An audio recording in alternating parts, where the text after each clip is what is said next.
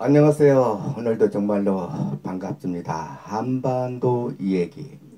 여덟 번째 이야기에서도 기독교 복음에 관한 역사의 이야기를 시작해 나가고 있는 은퇴한수 집사, 최장진 집사입니다. 이 기독교 복음의 역사 이야기는 우리 민족들이 기독교 복음을 통해서 삶의 이야기와 우리 민족들이 숨소리를 이 최장진 집사가 이 교과서 속으로 풀이해가면서 강의를 시작해 나가는 거예요. 가장 먼저 동북아시아 민족들인 한국, 일본, 중국 가운데 기독교를 제일 먼저 받아들인 나라가 우리 이웃인 일본이라고 했죠. 이 일본이란 나라는 1549년에 동양의 사도라고 불리우는 예수의 소속인 프란시스코 사베에루가 신부가 포교 활동을 하기 위해서 서양 문물인 조총을 일본에 들고 들어가 일본에다가 기독교를 복음을 전파하면서 일본을 가장 근대화된 군대를 만들어낸 장보인이 다름 아닌 누구냐면은 프란시스코 사베르가 신부라 하는 거예요. 이렇게 일본이란 나라는 우리나라보다 훨씬 먼저 서양 문물과 카톨릭 기독교가 그만큼 빨리 들어오면서 조총이 본격적으로 동북아시아 민족인 일본에 들어오기 시작한 것이라는 거예요. 이렇게 일본에다가 서양 문물인 조총을 들고 들어온 예수의 소성인 프란시스코 사베에루 신부가 1550년 그러니까 1549년에 조총을 들고 들어온 이 일본에 들어온 이 사베에루 신부가 1550년 일본 수도인 교토에 올라가 이 6개월간 이 그리스도 복음을 전파할 때에 500명 이상의 일본인들이 기독교인들이 개종시켰다고 그랬어요. 그 당시 일본인들에게 많은 지지를 얻어냈다고 그랬죠. 이렇게 일본이란 나라는 프란시스코 사베르 신부를 통해 가지고 서양으로부터 많은 조총을 구입한 일본이 1592년 그러니까 임진왜란 당시에 왜군의 선봉장이던 도요토미 고니유시키나 그러니까 도요토미 군이 고니시 유키나가 천주교 신자로서 조선을 침략할 당시에 십자가 깃발을 사용했다는 거야. 그리고 조총으로 무장한 조선을 침략한 이 예군들은 어쩌구니 없게도 아이러니하게도 거의가 천주교 신자들이라는 거예요. 예, 결과적으로 이 임진왜란은 일본이 이 십자군들이 조선을 침략한 전쟁이라 이렇게 볼 수 있는 것이죠. 당시 임진왜란 당시에 5만 명에 해당하는 많은 조선인들이 포로가 돼 일본으로 끌려갔다 하는데 이 끌려간 조선인 포로들 상당수가 천주교 신자로 개정됐다고 그랬어요. 이 그러니까 천주교 신자로 개정돼 가지고 이 고노시형 같은 이 조선 포로 출신 신자들이 그동안 그 당시 일본에서 활동하고 있었던 빌렐라 신부 그리고 도미니크 요한 같은 선교사들과 함께 조선 선교에 앞장서서 조선 복음 활동에 나섰다고 했다는 거예요.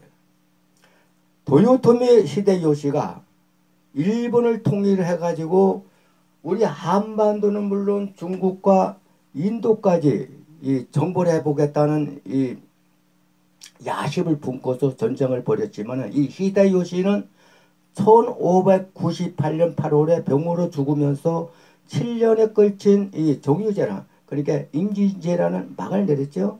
이 기록을 보면서 비록 간접적이나마 1592년에 임진왜란 당시에 일본으로부터 카톨릭교 천주교가 조선에 전달됐다는 것을 볼 수 있는 대목이라 하는 얘기예요.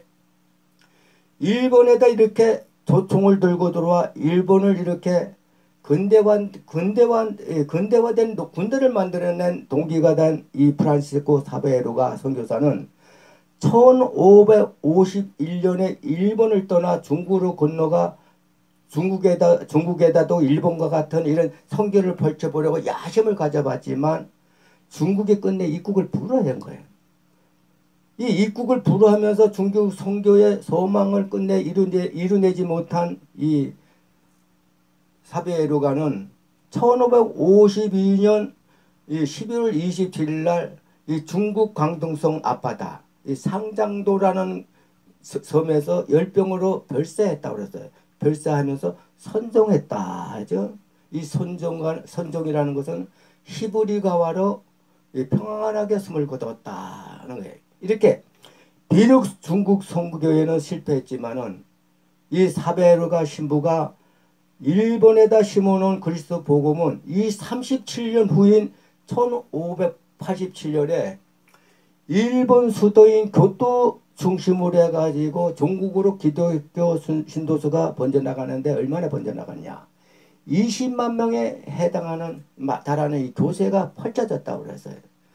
이 20만 명에 해당하는 이 교세가 펼쳐지자 일본의 이 불교계와 신토계가 난리가 나가지고 기독교를 반대하면서 격렬하게 들고 일어선 거예요. 그러니까 이 시대에 일본도 도쿠가와 막부인 바쿠후 시대에도 일본도 세고 정책을 단행했다는 얘기예요. 기독교를 박해하면서 후미에라는 것을 시행하는데 이 후미에라는 것은 예수가 십자가에 달린 이 예수의 십자가를 그림을 내놓고 그림을 밟고 지나가도록 하여 불응하면 사형에 처했다는 거예요. 이렇게 일본이 우리나라보다 훨씬 먼저 기독교를 받아들인 나라지만은 도쿠가와 막부할의 세국 정책과 기독교 박해로 인해 가지고 기독교 복음이 우리 조선에 전하는 크다는 이런 영향은 미칠 수 없었다 하는 거예요.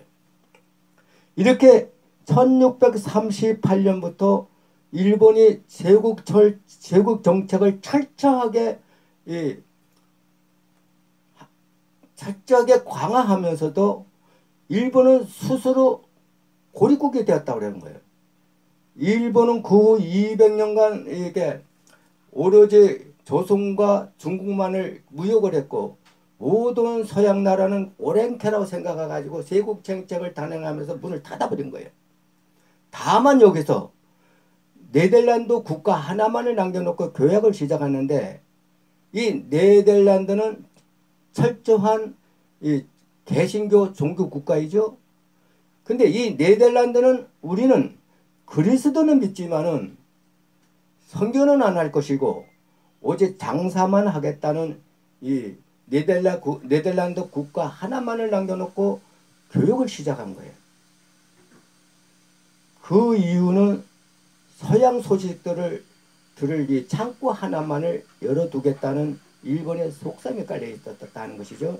이렇게 네덜란드가 서양으로 향한 이 유일한 창구였기에 서양 문물은 모든 네덜란드를 통해서 이루어졌고, 그리고 일본은 요 네덜란드를 국가를 연구하고 네덜란드를 통해서 서양 학문을 연구하는 이 랑카구라는 것을 세워가지고 상업이 이때부터 발전하기 시작했다는 것인데, 이것이 에도 바쿠 시대에 세국 정책을 단행하면서도 일본이 가장 큰 변화는 상업이 발달하면서 일본 사회를 근본적으로 바꿔놨던 것이다 하는 거예요. 이렇게 2차 세계대전에서 크게 패한 후에도 큰 경제 발전을 이룩한 선진자본의 국가가 된 것은, 이것은 어찌면은 눈치 빠르게 시대 흐름에 재빠르게 대응하는 일본인들의 머릿속에 지금이 일본을 만들어 놓은 것이다 이렇게 볼 수 있는 거예요.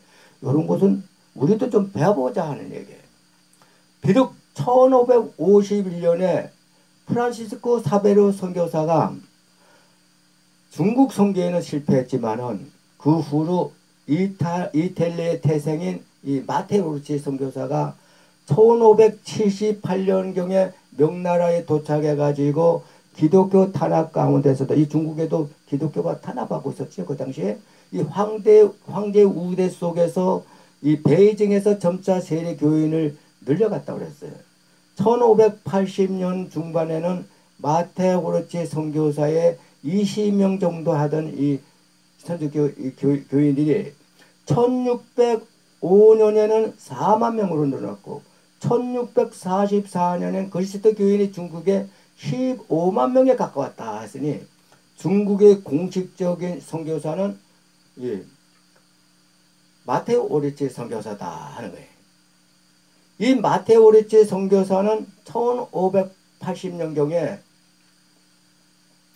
서양 문물인 전제로한 천주교를 심사하고 토의하는 이 천주심의 같은 이 많은 사학을 발간했다는데, 그래서 우리 조선도 이 마테오 오리치 선교사에 의해서 정두원과 소현세자에 의해 서학의 천주교가 조선에 소개되면서 천주교가 이때부터 우리 조선사회에 많은 영향을 주게 되었다 하는 것이죠.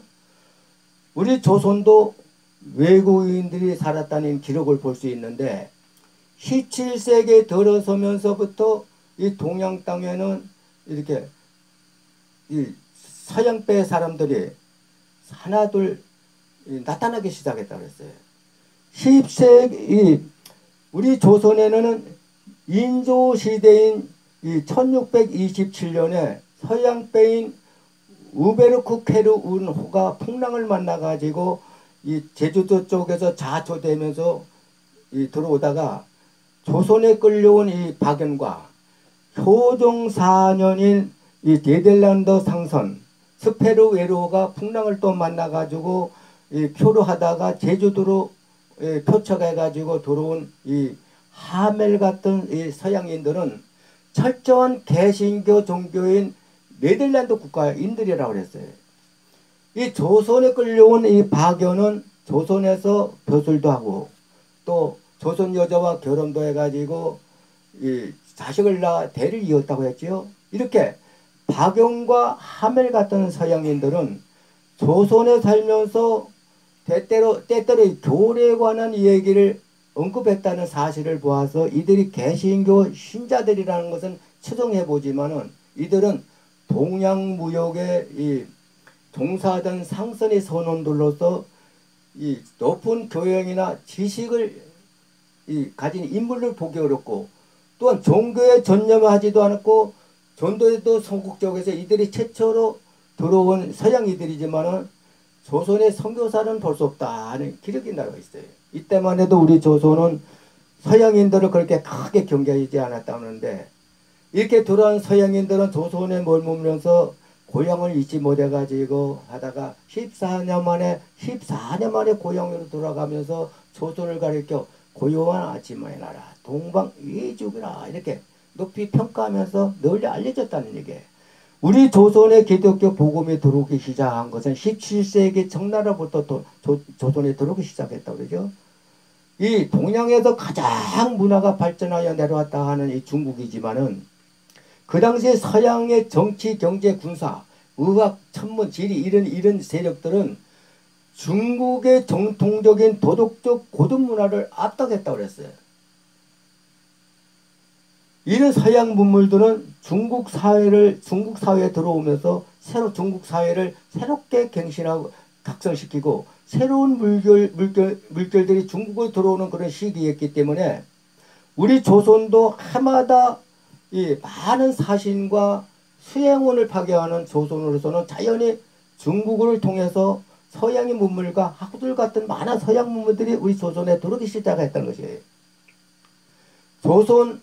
우리 조선은 1631년 인조 9년에 명나라 사실으로 갔던 이 조선의 지중추 부사를 역임한 문신 정두원이 서양 문물인 책과 천주교 서적들을 가져왔고 1636년 병자 호란이 일어날 당시 조선의 인조가 전쟁에 패하면서 이 한강 동편 삼전도라는 곳에서 중국 황제 청태조에게 무릎을 꿇고 항복할 당시에 이 조선의 종주권을 인정받으면서 인조의 큰아들 소영세자와 복립대군 등이 이 청에 인질로 버렸죠.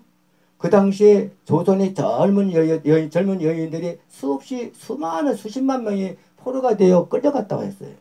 이렇게 불모로 끌려간 소현세자와 청이, 소현세자는 청이 이 심야를 떠나 북경으로 천도하면서 소현세자들도, 끌려간 소현세자들도 북경으로 옮기게 되었다고 했어요. 당시 중국에 와 있던 이 신부들은 천문요법, 의학, 지리, 수학 등 일이 능통한 사람들로서 이런 책들을 천주심의 같은 이런 책들을 번역해가지고 알리는 일에 활동하고 있었을 때라 소현세자는 마침 천문과 역수, 기록 등을 관리하는 이 관청에 있는 이 흥청강동으로 있는 아담사울과 사귀면서 지금의 이거 한역 서양서와 천주상, 천문서 이런 문서들을 받아가지고 9년간의 불모를 마치고 1645년에 이 조선으로 돌아오면서 서양 종교에 관한 많은 책들을 가져옴으로써 이로 인해 조선의 카톨릭 기독교인 천주교가 전파되었다 하는 거예요. 그리고 서양인 천주교가 조선에 전래되는 역할을 했다 하는 것이죠. 이렇게 소현세자가 조선에 귀국 시 청조의 환관, 이게 청조의 환관이 궁녀인 이 기독교 신자들 대거 거느리고 들어와 가지고 조선의 왕실부터 천주교를 교환시키려고 했던 것이나 일찍 요절했다고 그랬어요. 이 소현세자가 일찍 요절했죠. 이것은 뭐 독살당했다는 소리도 있지만은 어차피 소현세자는 젊은 나이에 일찍 요조함으로써 그의 계획은 좌절되고 말았다고 그랬어요. 그러나 이렇게 17세기에 들어온 천주교는 조선은 서학이라 해가지고 문물로 서양 문물로 취급했지 종교로 인정받지는 못했어요. 받아들이지는 않았다는 거예요. 자, 오늘도 여기까지입니다. 오늘도 구독과 좋아요 눌러주시고 9번째 기독교 복음의 역사 얘기를 많이 경청해 주시면 정말 고맙습니다. 저도 한 30분간은 이 얘기를 하고 싶지만은 15분 이상 넘어가면은 유튜브에 올리기가 그렇게 힘들어요. 그래서 15분 안으로 끊으면서 강의를 시작하는 겁니다. 안녕히 계십시오.